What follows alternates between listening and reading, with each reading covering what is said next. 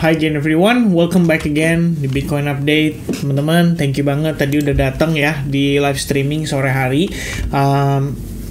1000 likes sudah tercapai teman-teman. Jadi besok ya saya hanya menepati janji. Besok kita akan live streaming lagi untuk ngebahas specifically altcoins dari requestan teman-teman semuanya.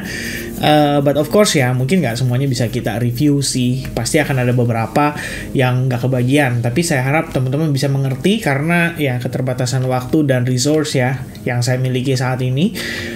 Tapi mudah-mudahan ya sebagian yang tercover bisa ngasih idea ke teman-teman terkait dengan progress daripada altcoins kesayangan kalian ya. Intinya adalah biar ada sample analysis juga, biar kalian juga bisa analisis secara mandiri. Itu lebih preferable sih sebenarnya kalau buat saya. Alright, so teman-teman sekalian, ini balik kameranya digeser dikit ya.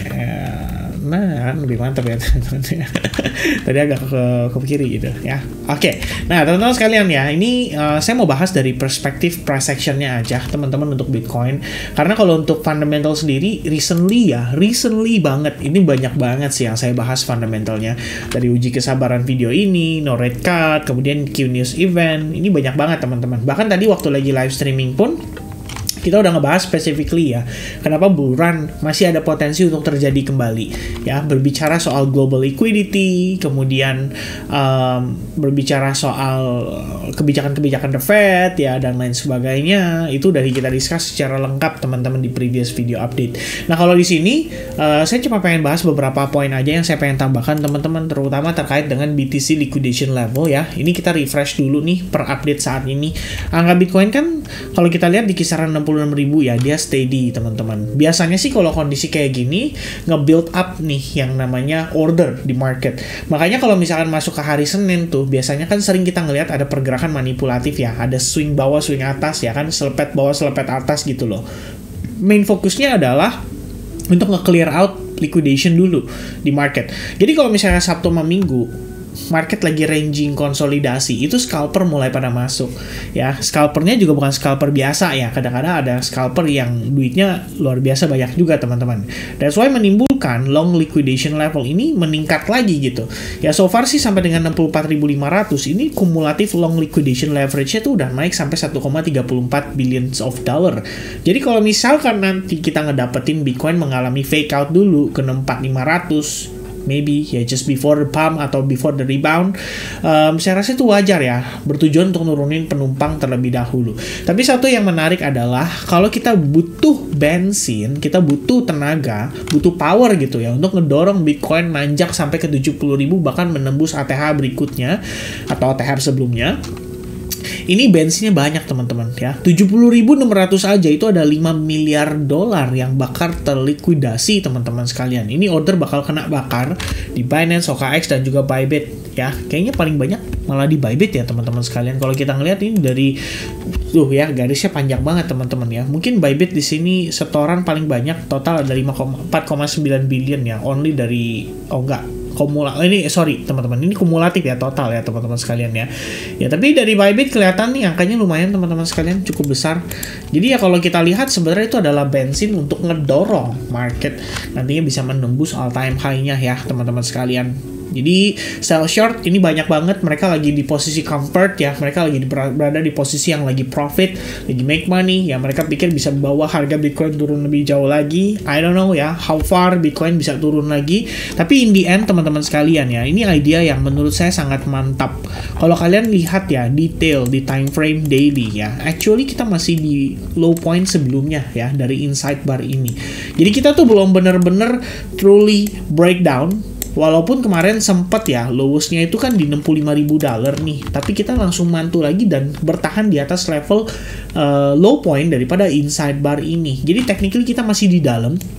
Dan kalau boleh ditambahkan, this range ya, ini harusnya menjadi area yang juga memberikan istilah, kalau kita bilang apa ya, bahasanya adalah peran lah ya, berperan juga di situ sebagai support dan resistance-nya. Jadi memang di sini terdapat ya bisa dikonsider itu sebagai salah satu area order block juga teman-teman. But at the same time kalau kita hilangkan itu semua ya, jadi balik lagi ke analisis yang saya sempat paparkan ya di previous video update, ya ini adalah support resistance-nya gitu loh. Jadi kalau kalian lihat dengan seksama di sini Ya, once harganya turun, bam, ya kan. Kemudian kita ngelihat dia balik, ketahannya di mana? Tepat di situ. Ya, closing di bawahnya teman-teman sekalian. And then mengalami rejection after this retest. Kalau kalian ingat waktu itu momen-momen sebelum adanya bantingan keras ya di market sampai Bitcoin akhirnya ke 56.300 dan banyak banget tuh yang udah panik gitu kan, nembus 60.000. Wah, ini kayaknya 60.000 kalau udah tembus Bitcoin bakal ke 53.000 nih. Ternyata dia ketahan cuma sampai 56.500. Itu menjadi low point-nya, habis itu dia mantul dan reverse lagi.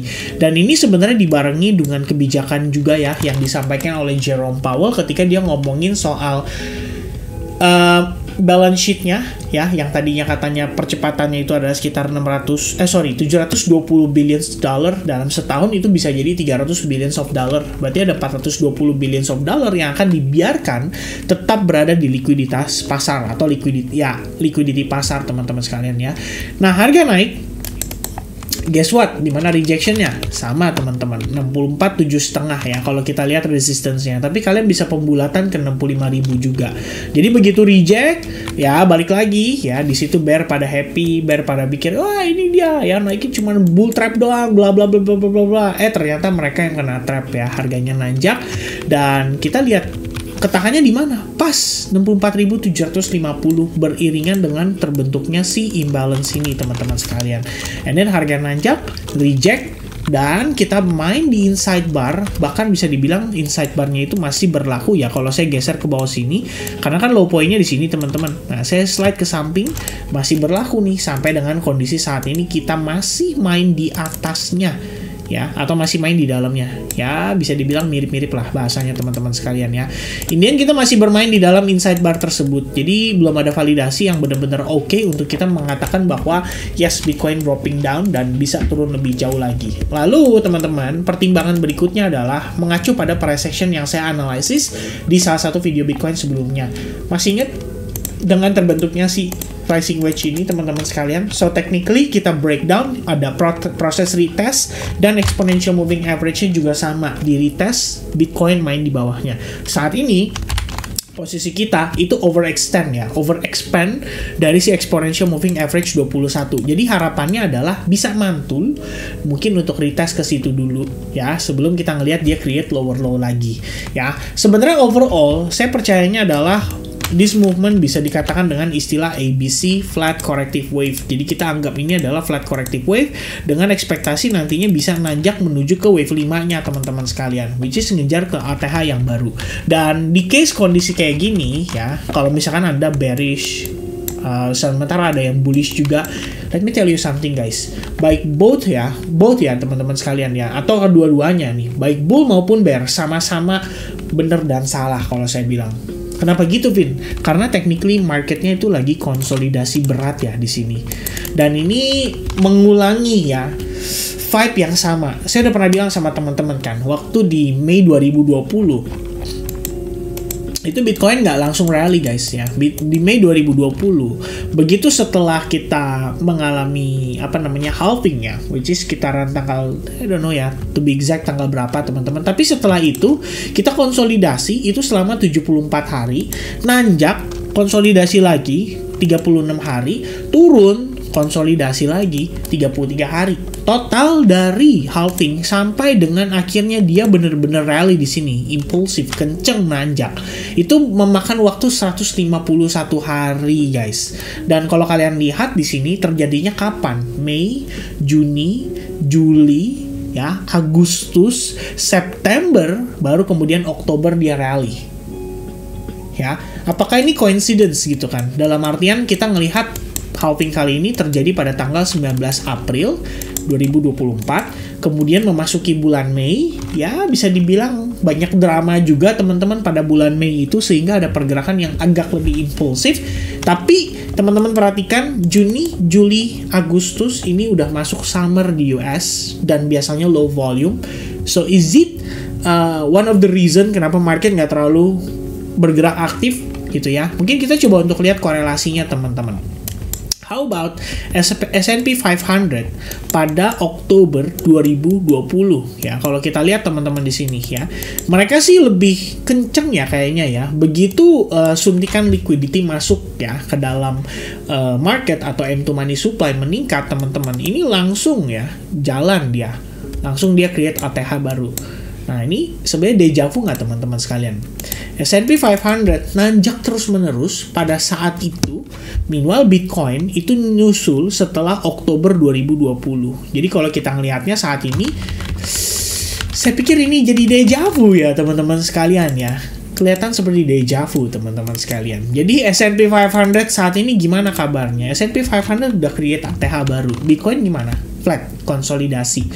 Juni, Juli, Agustus, September. Siap nggak nih nunggu 4 bulan teman-teman? Habis September, the Fed cut rate ya. Koreksi dulu, habis itu baru nge-spike. Ya kan? Maybe teman-teman sekalian ya. Makanya saya bilang ini sebenarnya vibe-nya tuh mirip-mirip. Altcoins-nya juga sama.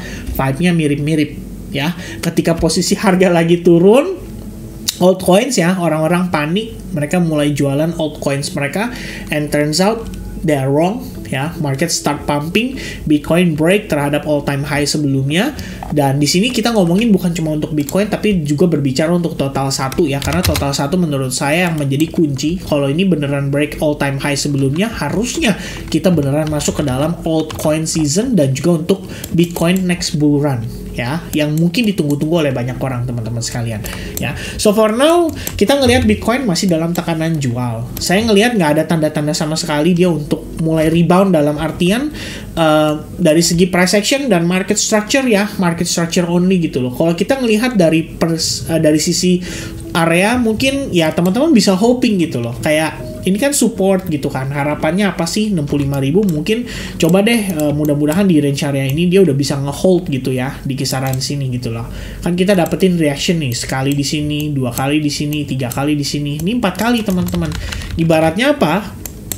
Ibaratnya resistance becomes support ya. Ekspektasinya adalah dia bisa mantul, tapi kan itu baru ekspektasi. Walaupun kita sudah punya projectionnya gitu loh. Bagaimana jika ini ABC dan ini adalah finishing dari wave 4-nya. Jadi kita udah tuntas di sini dan udah siap-siap aja untuk tinggal next rally-nya mengejar ke wave 5. Ya, ekspektasinya kan seperti itu. Tapi permasalahannya adalah seperti yang saya bilang lagi tadi, dari perspektif time frame kecilnya belum ada tanda-tanda sama sekali teman-teman ya. Ini saya breakdown nih, analisis saya ulang ya. Jadi yang kalian lihat adalah low point ini berhasil di break. Oke, itu pertama. Yang kedua adalah ini ada satu swing sendiri, internal swing teman-teman kalau saya bilangnya. Jadi kalian bisa pakai Fibonacci retracement dari atas ke bawah seperti ini. Dapat nih range 0,62%. Saya bakal marking range area ini karena kebetulan terdapat low point internal dari pergerakan sebelumnya, which is kalau kalian lihat di sini ini becomes resistance saat ini teman-teman. Jadi dia naik, ketahannya di mana? Pas banget ketahannya di situ. Nah, tinggal pertanyaannya adalah kalian mau mengikuti ini ya, chart pattern yang pergerakannya sebenarnya cenderung atau relatif nggak terlalu banyak aktivitas karena ini di weekend juga, atau kalian lihat dari sini bahwa technically dia consolidate doang atau mungkin membentuk ascending triangle ya. So far saya nggak tahu teman-teman sekalian karena ini flat. Biasa kalau di weekend ya low volume itu nggak bisa dijadikan acuan. Apalagi sekarang penggerak utama daripada Bitcoin itu rata-rata dari transaksi institusi. Jadi untuk saat ini saya bilang terlalu early gitu.